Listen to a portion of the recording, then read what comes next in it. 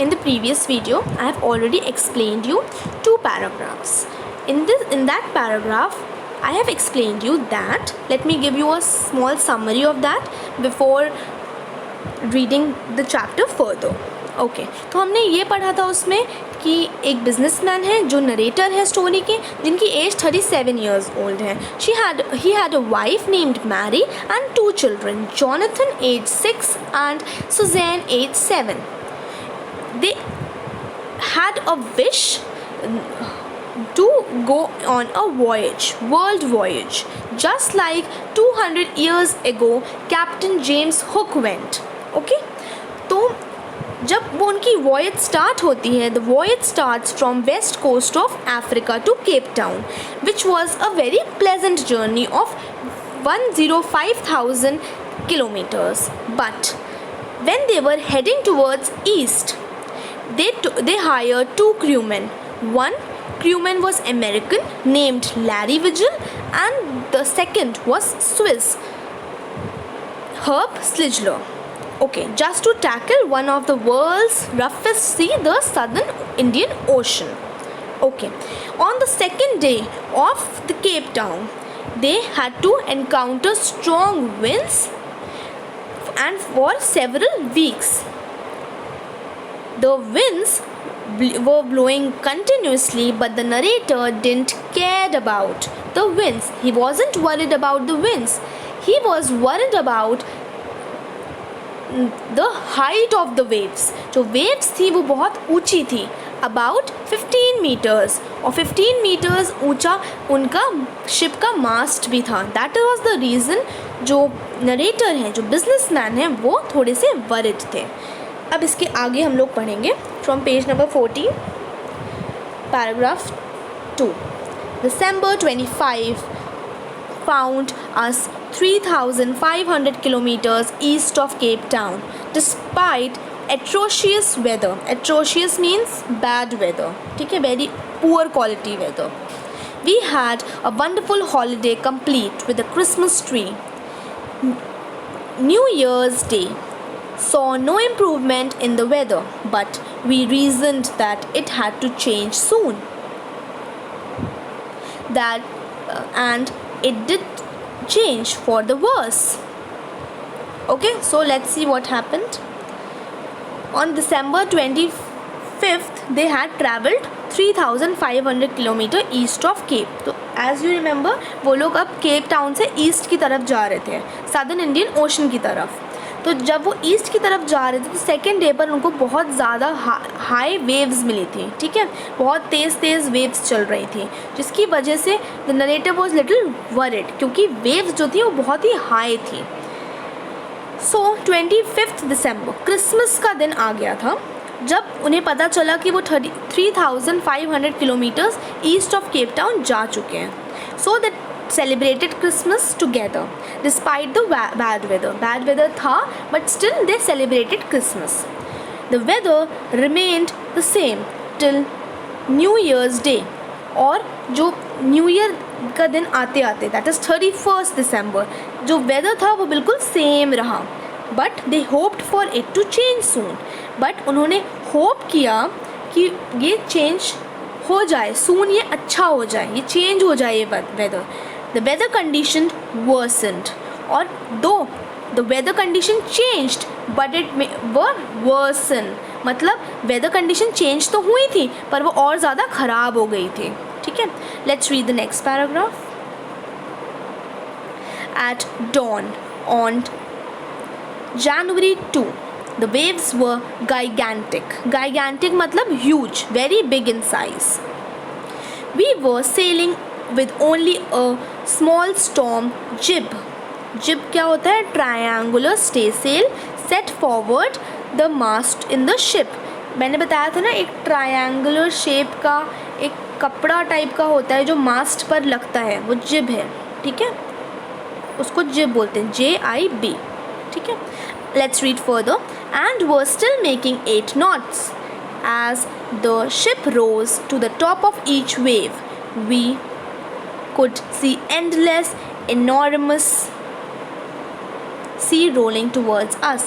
Now knots क्या होती है? KNOTS. It is a unit of speed equal to 1 nautical mile per hour, used specially of ships, aircraft और winds. तो आप इतना समझ लो जैसे किलोमीटर मीटर होता है, वैसे ही नॉट्स एक यूनिट होती है स्पीड की। स्पेशली ये किसके साथ हम यूज़ करते हैं? The speed of ship, speed of aircraft और स्पीड ऑफ विंड्स। ठीक है। इनॉर्मस, इनॉर्मस का मतलब होता है very large, very huge. They could see endless, जो कभी ख़त्म नहीं हो सकता। Enormous huge sea rolling towards us. Let's read further. And the screaming of the winds and spray was painful to the ears. To slow the boat down, we dropped the storm jib and lashed a heavy mooring. Lashed मतलब क्या होता है? To hit with a lot of force. बहुत ही force से कोई चीज़ टकराना। Mooring, MOORING, ये होती है, इसका मतलब होता है जो रोप्स और चेन्स यूज़ होती हैं शिप के अंदर, उसको हम मूरिंग बोलते हैं। ठीक है।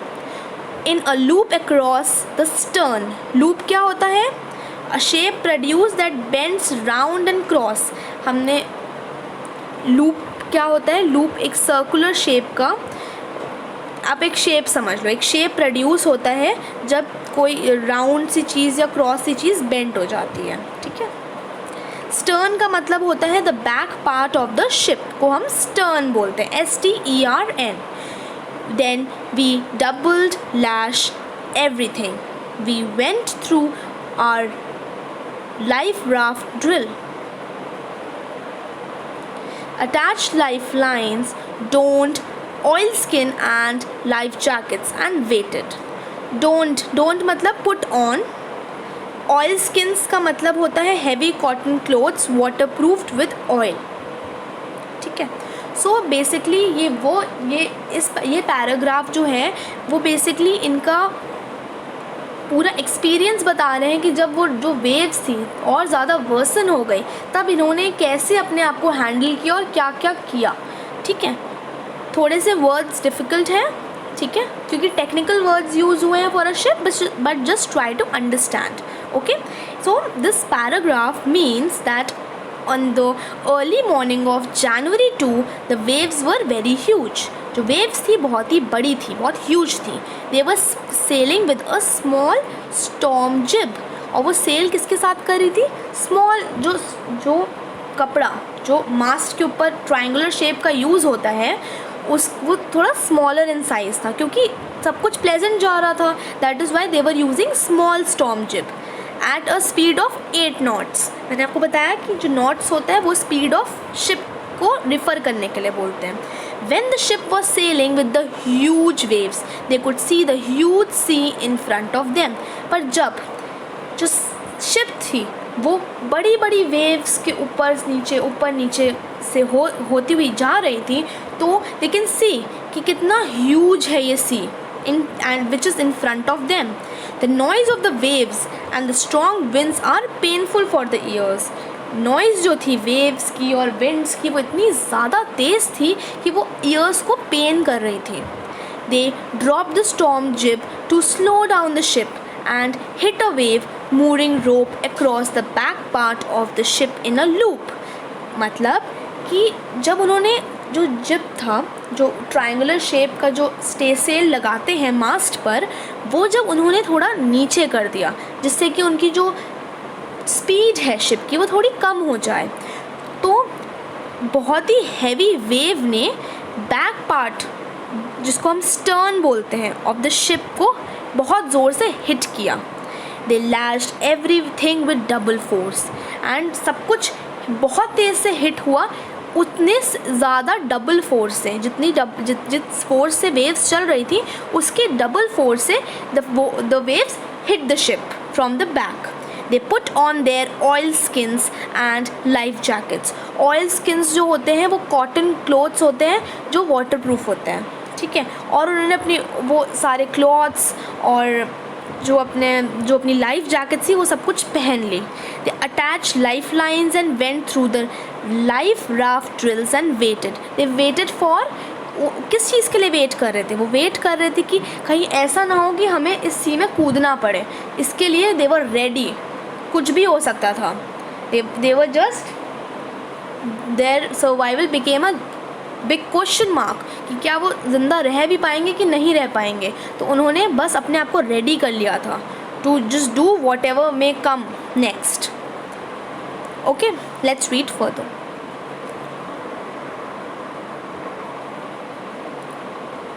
Okay, the first indication of impending disaster. Impending मतलब होता है which is about to happen, जो होने वाला है. Came at about 6 p.m. with an ominous silence. Ominous silence मतलब होता है unpleasant और threatening silence. हम हमेशा कहते हैं ना कि कोई कुछ होने से पहले, कुछ ख़राब होने से पहले एक शांति आती है. ठीक है, वो साइलेंस जो होता है, वो जो शांति होती है, वो डरावनी होती है, वो थ्रेटनिंग होती है. That make us frightened. क्यों?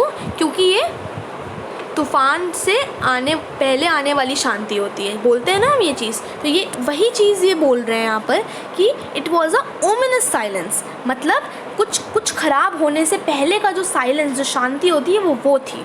ठीक है, it was unpleasant silence. Let's read further. The wind dropped and the sky immediately grew dark.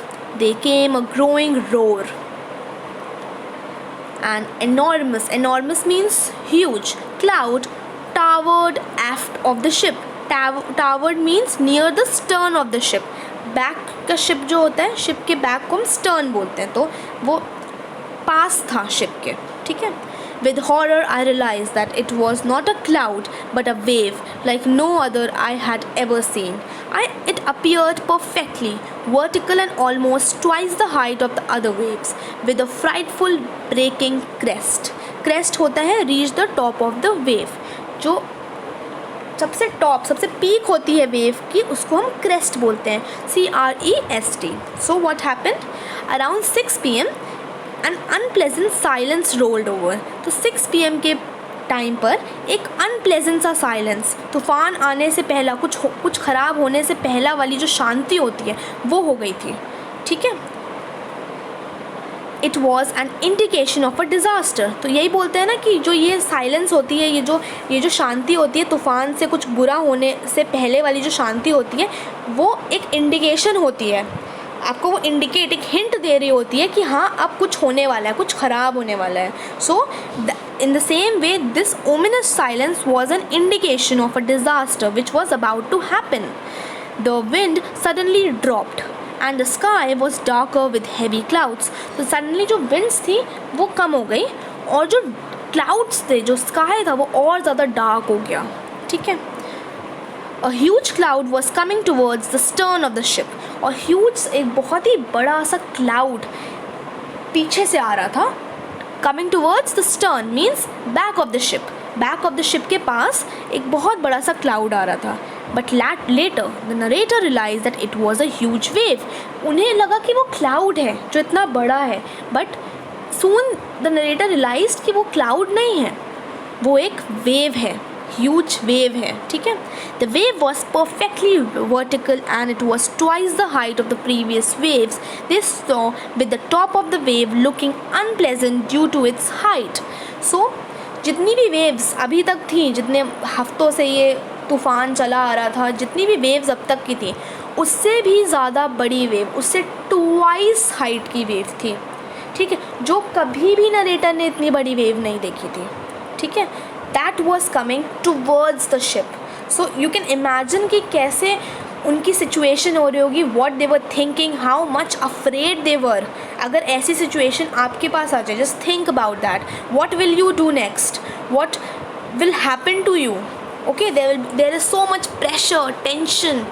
Okay, the whole family is sitting in that ship, right? Plus the 2 crewmen. उन सबकी life at stake में है. What will happen now? Okay. So that's it for the video.